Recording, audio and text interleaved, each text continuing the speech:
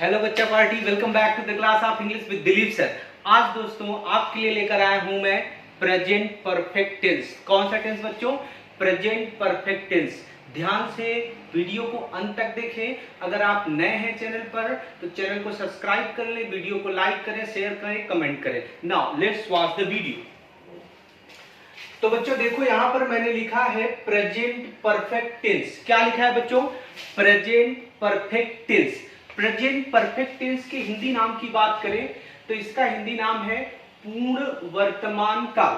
क्या नाम है बच्चों? पूर्ण वर्तमान काल। क्यों पूर्ण वर्तमान काल? इसका हिंदी नाम पूर्ण वर्तमान काल क्यों? अभी यहां पर देखो, प्रेजेंट का मतलब क्या होता है? वर्तमान। परफेक्ट का मतलब क्या होता है? पूर्ण। और टेंस का मतलब क्या होता है? काल।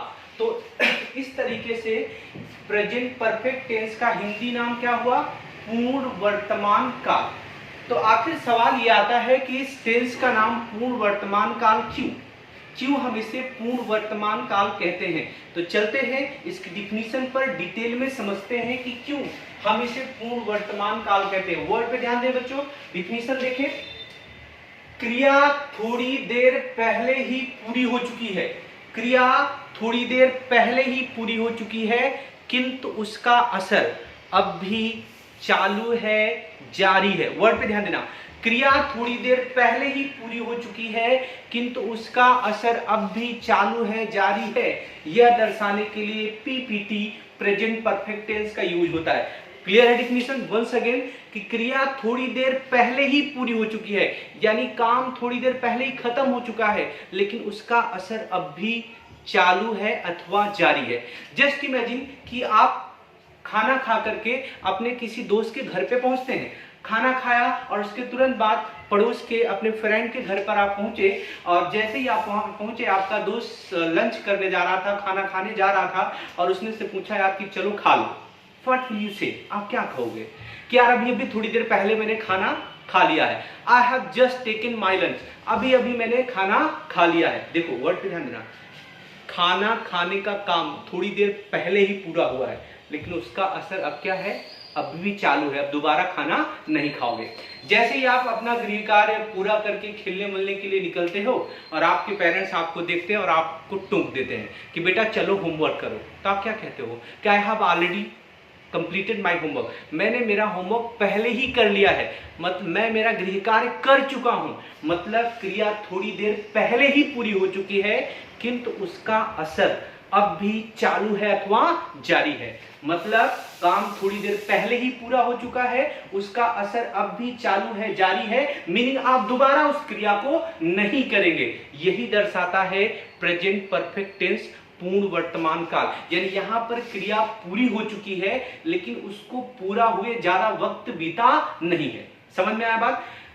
क्रिया थोड़ी देर पहले ही पूरी हो चुकी है, लेकिन उसको पूरा हुए ज्यादा वक्त नहीं हुआ है। यही इस टेंस से हमको पता चलता है। डिफिनीशन अगेन देख ले। क्रिया थोड़ी देर पहले ही पूरी हो चुकी है, किंतु उसका असर अब भी चालू है अथवा जारी है। यह दर्शाने के लिए पीपीटी प्रेजेंट परफेक्ट टेंस का यूज होता है। एक एग्जांपल देखते हैं। वह स्कूल पहुंच चुका है, मतलब उसका स्कूल पहुंचने का काम हो चुका है, लेकिन इस काम को हुए ज्यादा वक्त नहीं बीता है। यानी थोड़ी देर पहले ही वो क्या हुआ है? स्कूल पहुंचा है। तो पहचान, आइडेंटिफिकेशन देख लेते हैं। कैसे हम पहचानेंगे कि कोई टेंस प्रेजेंट परफेक्ट टेंस में है? देखो, अगर किसी वाक्य के अंत में, कैसे वाक्य के अंत में बच्चों? हिंदी वाक्य के अंत में। अगर किसी हिंदी वाक्य के अंत में चुका है, चुकी है, चुका हूं, चुके हैं, लिया है, दिया है, किया है, गया है, गई है, गए हैं, आ है, ई है, ए है, इत्यादि में से कोई एक शब्द आता है, वाक्य के अंत में आता है, तो हमें पता चल जाता है कि वो सेंटेंस क्या है? प्रेजेंट परफेक्ट टेंस का सेंटेंस है, पूर्ण वर्तमान काल है। एक एग्जांपल से देखते हैं। वह स्कूल पहुंच चुका है, तो अंत में बच्चों देखो क्या आया हुआ है? चुका है। तो अभी तो हमने यही पढ़ा कि चुका, चुकी, चुके, लिया, दिया, किया, गया, गई, गए, आ है, ई है, ए है में से कोई भी एक शब्द आएगा, तब हम उसे क्या कहेंगे? प्रेजेंट परफेक्ट टेंस का वाक्य कहेंगे। मैंने खाना खा लिया है, वह गाना गा चुका है, मेरे पिताजी दफ्तर से वापस आ चुके हैं, लड़कियां नृत्य कर चुकी हैं, तुमने खाना बना लिया है, मेरी माँ ने कपड़े धो लिए हैं, मैंने यह पुस्तक पढ़ ली है। वर्ड पे ध्यान, मैंने यह पुस्तक पढ़ ली है, तो ली में अंत में क्या रहा, ई है। कल मैंने तुम्हें देखा है, आ है अंत में, तो आ है, ई है, ए है। ऐसा भी कोई अगर उच्चारण में आखिरी में आता है, अंत में हे है, हूं जुड़ा रहता है, तो आप समझ जाना वो पीपीटी प्रेजेंट परफेक्ट टेंस का वाक्य है।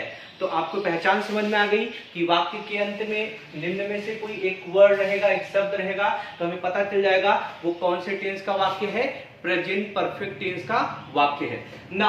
अब एक बात आती है कि मान लो इंग्लिश पेपर में आपने देखा होगा, अगर आप 8, 9, 10 स्टैंडर्ड क्रॉस करे होंगे तो इंग्लिश के पेपर में कुछ भी हिंदी में लिखा आता नहीं है। देन अगर आपको वहां पर टेंस आइडेंटिफाई करने की जरूरत पड़ी, टेंस पहचानना पड़ा कि सेंटेंस कौन से टेंस में है, तब आप क्या करोगे? वहां तो हिंदी में वाक्य लिखा नहीं है, तो चुका चुकी चुके तो वहां आएगा नहीं, तब आप कैसे आइडेंटिफाई करोगे कि ये कौन से टेंस का वाक्य है? एकदम आसान है। अंग्रेजी की जो पहचान है उसको बच्चों हम लोग क्या बोलते हैं, रिलेटेड वर्ड। क्या बोलते हैं? Related word. अगर किसी भी सेंटेंस में आया है जस्ट, जस्ट नाउ, जस्ट का मतलब अभी अभी, जस्ट नाउ का मतलब एकदम अभी। जैसे आई have just taken my lunch, अभी अभी मैंने मेरा खाना खा लिया है। I have just taken my T, अभी अभी अभी मैंने मेरे क्या करी है, चाय पी है। I have just taken water, अभी अभी मैंने पानी पिया है। I have just return from the office, अभी अभी मैं ऑफिस से, दफ्तर से वापस आ चुका हूं। तो just, just now, already, already का मतलब होता है पहले से ही। I have already done this work, मैंने पहले ही यह काम पूरा कर लिया है। You have already completed your homework, तुम पहले ही अपना गृह कार्य पूरा कर चुके हो। You have already submitted your assignment, तुम पहले ही अपना असाइनमेंट जमा करा चुके हो। तो बच्चों इस तरह से अगर किसी भी सेंटेंस में आता है जस्ट, जस्ट नाउ, ऑलरेडी, उसके बाद बच्चों क्या लिखा है, एवर नेवर। एवर का मतलब होता है कभी और नेवर का मतलब होता है कभी नहीं। Have you ever visited the Taj Mahal, क्या आपने कभी ताजमहल देखा है? No, I have never visited the Taj Mahal, मैंने ताजमहल कभी नहीं देखा है। Have you ever tasted the grapes, क्या आपने कभी अंगूर चखे हैं? I have never tasted the grapes, मैंने कभी अंगूर नहीं चखे। हालांकि हम सब ने अंगूर चखे हैं, लोमड़ी को ही अंगूर खट्टे लगते हैं, हमें आपको तो सब अच्छा लगता है ना। हम लोगों ने सीखा कि अगर किसी सेंटेंस में आता है just, just now, already, ever, never, since, for, today. अच्छा, सिंस, फॉर, टुडे, सिंस और फॉर समय को दर्शाते हैं। किसको दर्शाते हैं? समय को। सिंस निश्चित समय, डिफिनिट टाइम के लिए, महीने का नाम हो, दिन का नाम हो, वर्ष का नाम हो। जैसे since morning, since 7 o'clock, since 2 PM, since 8 o'clock। ठीक है, समझ रहे हैं बच्चों? Since 7 o'clock, since morning, since Monday, since जुलाई, since June, since 2020, since 2019, since 2090, whatever. तो कहने का मतलब जब निश्चित समय होगा तो समय दर्शाने के लिए समय से पहले क्या आता है, सिंस। यहाँ पर लिखा है सिंस डिफिनिट टाइम, निश्चित समय के लिए, दिन का नाम हो, मंडे, ट्यूसडे, वेडनेसडे, कुछ भी हो, मंथ जून, जुलाई, जनवरी, फरवरी, कुछ भी, ईयर 2001, 1985, इवेंट मतलब I have been here since second world war. Second world war बच्चों क्या है? इवेंट है, घटना है। I have been here since second world war, मैं यहाँ पर द्वितीय विश्व युद्ध से रह चुका हूँ या हूँ। तो यहाँ पर बच्चों आपने क्या देखा कि इवेंट, घटना के पहले भी किसको ऐड करते हैं निश्चित घटना के लिए? सिंस। उसके बाद है फॉर। फॉर का भी समय के लिए इस्तेमाल होता है, पीरियड ऑफ टाइम, समय की अवधि के लिए। Since 2 hours, sorry, for 2 hours, for 2 days, for a week, for last year, for 10 years, whatever. तो इस तरह से अगर फॉर किसके लिए आता है? समय की अवधि के लिए, यानी पॉइंट ऑफ टाइम ना हो, समय एकदम निश्चित ना हो, एक्यूरेट ना हो। जैसे अगर कहूं मैं पिछले 10 साल से यहाँ रह चुका हूं, पिछले 10 साल से, तो इस साल वो सेंटेंस अगर मैं पढ़ता हूं तो भी पिछले 10 साल रहेगा, 2 साल बाद भी वो सेंटेंस लिखूं तो वो भी क्या रहेगा, पिछले 10 साल ही रहेगा। लेकिन अगर मैं कहूं कि मैं 2000 से यहाँ पढ़ रहा हूं या 2000 से मैं यहाँ पर हूं, तो आज 2020 से मैं कैलकुलेट कर रहा हूं, तो मेरे को कितना साल हो गया? 20 साल हो गया। अगर मैं अगले साल कहूंगा कि मैं 2000 से यहाँ पे काम कर चुका हूं, तो 2021 होगा, तब वो कितना साल हो जाएगा? 21 साल हो जाएगा। मतलब उसमें टाइम क्या हो रहा है? कैलकुलेट हो जा रहा है। जब एकदम पॉइंट ऑफ टाइम होगा तो बच्चों हम क्या यूज करेंगे यहाँ पर? सिंस। और पीरियड ऑफ टाइम होगा तो क्या यूज करेंगे हम लोग? फॉर। अब दूसरी बात है टुडे। टुडे का मतलब होता है आज। आई have completed my work today. आज मैंने मेरा काम पूरा कर लिया है। उसके बाद है रिसेंटली। रिसेंटली का मतलब होता है हाल में ही। रिसेंटली का मतलब क्या होता है? हाल में ही। Recently I have joined this school. हाल में ही मैं इस स्कूल में जुड़ा हूं। Recently I have changed the city. हाल में ही मैंने शहर को बदला है। अब उसके बाद क्या आता है? Yet still. एट और स्टिल का मतलब होता है अब भी, अब तक, अभी तक, ठीक है ना? You have not return my book yet. अभी तक तुमने मेरी किताब नहीं लौटाई है। You have not submitted your assignment. अभी तक तुमने मेरा असाइनमेंट नहीं जमा करवाया है। You have still work here. अब भी यहां तुम काम कर चुके हो। तो एट स्टिल, सो फार। सो फार का मतलब होता है अभी तक। What have you done so far.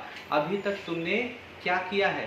You have not completed your work so far. क्या अभी तक तुमने अपना काम पूरा नहीं किया है? अप टू प्रेजेंट, वर्तमान समय तक, अप टू नाउ, ठीक है ना?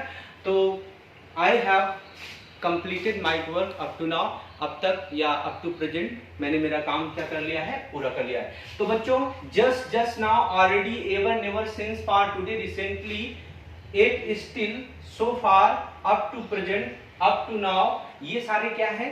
रिलेटेड वर्ड्स हैं, पहचान के शब्द हैं। अगर किसी भी सेंटेंस में आ जाते हैं तो हमको पता चल जाएगा कौन से टेंस का वाक्य है बच्चों? प्रेजेंट परफेक्ट टेंस का वाक्य। एग्जांपल देख लो। I have just finished my lunch. अभी अभी मैंने मेरा लंच पूरा किया है, खत्म किया है। तो अगर जस्ट आ जाए इस तरह से कोई भी सेंटेंस अगर कोई टेंस में आता है तो हमें पता चल जाएगा कि वो कौन से टेंस का वाक्य है बच्चों? प्रेजेंट परफेक्ट टेंस का वाक्य। क्लियर है? ओके। अब रूल्स पे चलते हैं। रूल्स क्या है बच्चों? बड़ा आसान सा रूल है। इस काल के वाक्यों में कर्ता के साथ हैज और हैव और वर्ब की थर्ड फॉर्म आती है। हैज, हैव और वर्ब की थर्ड फॉर्म होंगी। कर्ता एक वचन का होगा तो हैज आएगा, कर्ता बहुवचन का होगा तो हैव आएगा, और साथ में आएगी वर्ब की थर्ड फॉर्म, क्रिया की तीसरी अवस्था। कैसे? ही, सी, इट तथा एक वचन कर्ता के साथ। ही, सी, इट तथा एक वचन कर्ता के साथ हैज और वर्ब की third form I, we, you, they तथा बहुवचन कर्ता के साथ हैव और वर्ब की थर्ड फॉर्म। जैसे मैं खेल चुका हूं, I have played. Play means खेलना होता, उसमें ईडी जोड़ दिए, क्या हो गया? Third form. I have played, तुम खेल चुके हो। यू हैव प्लेड, हम खेल चुके हैं। वी हैव प्लेड, वह खेल चुका है। He has played. यहां पे अंतर समझना, वह एक वचन है तो क्या है? हैज। वी बहुवचन है तो क्या है? हैव। तो एक वचन के साथ हैज और बहुवचन के साथ हैव। मैं लिख चुका हूं, आई हैव रिटन। तुम लिख चुके हो, यू हैव रिटन। वह लिख चुकी है, सी हैज रिटन। रेशमा लिख चुकी है, रेशमा हैज रिटन। लड़के लिख चुके हैं, बॉयज हैव रिटन। अंतर समझ में आ गया बच्चों? एकदम सिंपल सा रूल है। सिंगुलर सब्जेक्ट के साथ हैज वर्ब की थर्ड फॉर्म, प्लूरल सब्जेक्ट के साथ हैव और वर्ब की थर्ड फॉर्म। नाउ ये हो गया आपका सिंपल फार्मूला। 4 तरह के सेंटेंस हर टेंस में हम लोग पढ़ते हैं बच्चों। अफर्मेटिव, निगेटिव, इंट्रोगेटिव और इंट्रोगेटिव नेगेटिव। तो बच्चों हम लोग बात करते हैं यहाँ पर अफर्मेटिव सेंटेंस। जैसे यहाँ पर ऊपर एक उदाहरण लिखा है, वह स्कूल पहुंच चुका है। बहुत ही आसान है, क्योंकि इसमें न तो नहीं शब्द है, न तो सवाल वाला शब्द है, और अंत में क्या है? फुल स्टॉप, पूर्ण विराम आया है, इसलिए सकारात्मक वाक्य अफर्मेटिव सेंटेंस है। इसके फार्मूले में सबसे पहले आएगा सब्जेक्ट, सब्जेक्ट के साथ हैज और have according to subject. Singular subject होगा तो हैज, प्लूरल सब्जेक्ट होगा तो हैव, और वर्ब की थर्ड फॉर्म ऑब्जेक्ट और अन्य चीजें। जैसे लिखा है वह स्कूल पहुंच चुका है, तो वह का अंग्रेजी बच्चों क्या होता है? ही। अब ही एक वचन है तो हैज या हैव में से क्या आएगा? हैज। और पहुंचने का अंग्रेजी क्या होता है? Reach, REACH, reach. अब इसमें थर्ड फॉर्म बना है तो क्या जोड़ दिया? ईडी, थर्ड फॉर्म हो गया। ही हैज रीच्ड, कहां पहुंच चुका है? School. He has reached the school, वह स्कूल पहुंच चुका है। अगर यही सेंटेंस ऐसा होता कि तुम स्कूल पहुंच चुके हो, मैं स्कूल पहुंच चुका हूं, हम स्कूल पहुंच चुके हैं। अगर ऐसा होता तो जैसे यहाँ पर अगर होता कि तुम स्कूल पहुंच चुके हो तो तुम के लिए सब्जेक्ट यहाँ पर यू होता, और हैज हैव क्योंकि यू प्लूरल प्रोनाउन है तो यहाँ पर क्या आता है? You have. पहुंचने का अंग्रेजी क्या? रीच, और रीच का थर्ड फॉर्म क्या हुआ? रीच्ड। यू हैव रीच्ड, कहां पहुंच चुके हो? The school. You have reached the school, तुम स्कूल पहुंच चुके हो। मैं खेल चुका हूं, आई हैव प्लेड। मैं खा चुका हूं, आई हैव ईटन, मैं खाना खा चुका हूं। आई हैव ईटन फूड, तुम खाना खा चुके हो, यू हैव ईटन फूड। हम खाना खा चुके हैं, वी हैव ईटन फूड। वे खाना खा चुके हैं, they have eaten food. Raju खाना खा चुका है, Raju has eaten food. Reshma खाना खा चुकी है, रेशमा हैज ईटन फूड। वह खाना खा चुकी है, शी हैज ईटन फूड। बच्चा खाना खा चुका है, child has eaten food. Now आपको अफर्मेटिव सेंटेंस समझ में आ गया होगा। अब अफर्मेटिव के बाद आता है निगेटिव सेंटेंस। जब वाक्य में नहीं शब्द आ जाए, जैसे वह स्कूल नहीं पहुंच चुका है, तो ये कौन सा सेंटेंस हो गया? निगेटिव सेंटेंस, क्योंकि इसमें क्या आ गया? नहीं, कुछ करना नहीं है। हैज हैव के बाद वर्ब की थर्ड फॉर्म से पहले इसमें क्या बढ़ाना होता है? नॉट। फार्मूला आप देख सकते हैं, हैज हैव के बाद आता है नॉट, वर्ब की थर्ड फॉर्म, ऑब्जेक्ट और अन्य चीजें। यही उदाहरण हम लोग लिख सकते हैं कि वह स्कूल नहीं पहुंच चुका है। वह स्कूल नहीं पहुंच चुका है, तो वह की अंग्रेजी क्या होगा? ही में हैज या हैव के साथ क्या आएगा? Had. He has not reached the school. He has not reached the school. वह स्कूल नहीं पहुंच चुका है। He has not reached the school. वह स्कूल नहीं पहुंच चुका है। अगर होता कि तुमने अभी तक मेरी किताब नहीं लौटाई है, तुमने मतलब you, had have में से क्या आ गया? have। You have निगेटिव है तो क्या हुआ? not।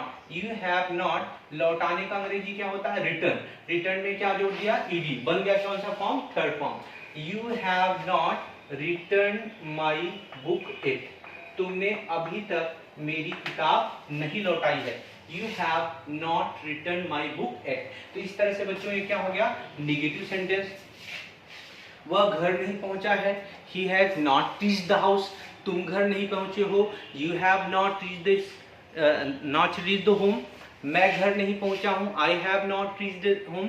मैं पतंग नहीं उड़ाया हूं, I have not flown the kite। तुमने पतंग नहीं उड़ाई है, you have not flown the kite। उसने पतंग नहीं उड़ाई है, he has not flown the kite। तो इस तरह से निगेटिव सेंटेंस हो गया। अब बच्चों हमको पता है इंट्रोगेटिव सेंटेंस दो तरीके से होते हैं। पहला तरीका कि जब प्रश्नवाचक शब्द वाक्य के शुरू में हो, और दूसरा कि जब प्रश्नवाचक शब्द वाक्य के बीच में हो। क्या तुम खाना खा चुके हो? क्या तुम खाना खा चुके हो? तो बच्चों हम यहाँ पर क्या देख रहे हैं? जो प्रश्नवाचक शब्द क्या है वो वाक्य के कहाँ पे है? शुरू में हो। तो इसकी अंग्रेजी हमको किससे बनाना होता है? हैज या हैव से। तुम सब्जेक्ट प्लूरल है तो हैज या हैव में से यहाँ बच्चों हमको क्या लिखना होगा? Has, have. फिर सब्जेक्ट क्या है? यू, सॉरी, चूंकि तुम बहुवचन है तो बहुवचन के साथ क्या आएगा यहाँ पर? हैव। और उसके बाद सब्जेक्ट क्या? तुम का अंग्रेजी क्या हो? You, have you. अब क्या कर चुके हो? ईट। ईट का थर्ड फॉर्म क्या होता है? Eaten. Have you eaten food, क्या तुम खाना खा चुके हो? हैव यू ईटन फूड, क्या तुम खाना खा चुके हो? अब यहाँ पर दूसरा सेंटेंस कि तुम्हारे पिताजी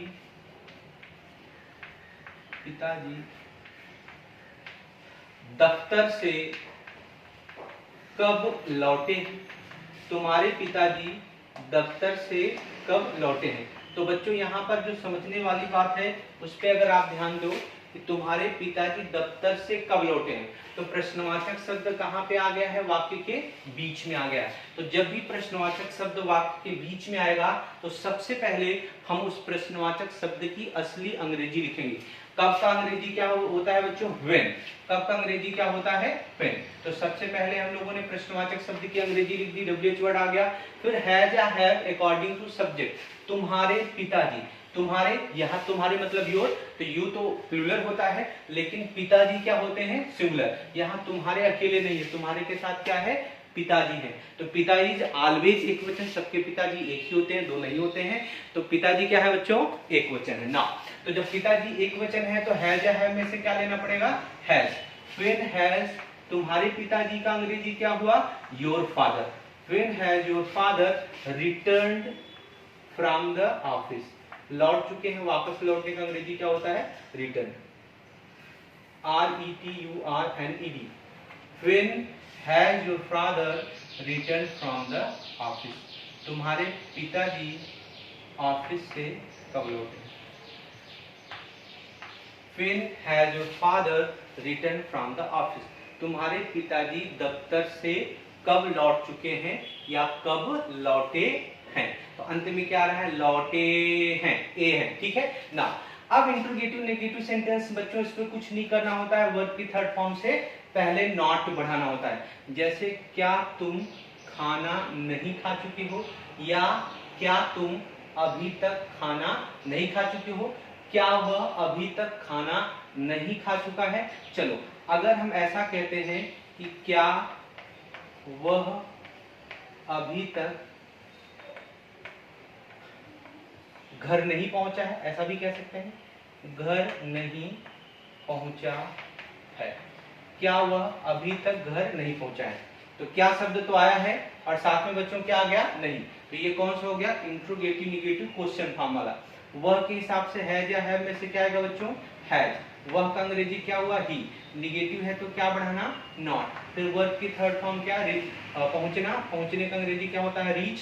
तो रीच से लिख देते हैं, हैज ही नॉट रीच, कहाँ नहीं पहुंचा है, to the house. Has he not reach the house भी लिख सकते हैं, टू द हाउस भी लिख सकते हैं, और कभी तक, एट, अभी तक। Has he not reach the house yet, क्या वह अभी तक घर नहीं पहुंचा है। या अब यहाँ पे यही सेंटेंस लिख सकते हैं कि तुम अभी तक घर क्यों नहीं पहुंचे हो, तुम अभी तक घर क्यों नहीं पहुंचे हो। तो सेम एग्जांपल है, चेंज कर दिया, तुम अभी तक घर क्यों नहीं पहुंचे हो। अच्छा अब देखो बच्चों, इसमें प्रश्नवाचक शब्द क्यों बीच में आया, उसके बाद नहीं आ गया, तो WH इंट्रोगेटिव नेगेटिव हो गया। सबसे पहले क्यों का अंग्रेजी, क्यों का अंग्रेजी क्या हुआ, व्हाई। हैज या हैव में से यू के हिसाब से क्या आएगा, हैव, और यहाँ पर सब्जेक्ट क्या है, यू। निगेटिव है तो not. Why have you not reach the house या रीच द होम एट। अंत में question, why have you not reach the home at. तो बच्चों इस तरह से ये कंप्लीट हो गया आपका प्रेजेंट परफेक्ट टेंस। तो आई होप आपको प्रेजेंट परफेक्ट टेंस बहुत अच्छी तरीके से आ गया होगा, आप सीख गए होंगे। तो बच्चों दोस्तों आपको करना क्या है कि आपको करना है, ये पूरे को आपको नोटबुक में नोट करना है, लिखना है, समझना है और प्रिपरेशन करना है। क्योंकि बच्चों जो आगे का ग्रामर आपको सिखाने वाला हूँ, direct indirect, passive voice, question framing, whatever जो भी है, बहुत सारा कुछ है। तो ये बेसिक है, इसको अच्छे से सीखें और नोटबुक में नोट करें और तैयार करें, अच्छे से प्रिपरेशन करें, जिससे आप क्या कर सको, इसको अच्छे से आप सीख सको। क्लियर है बच्चों। तो कुछ कंफ्यूजन हो तो कमेंट में जरूर लिखें, लाइक करें, चैनल को शेयर करें, सब्सक्राइब करें। Thank you for watching the video till the end. Thank you so much.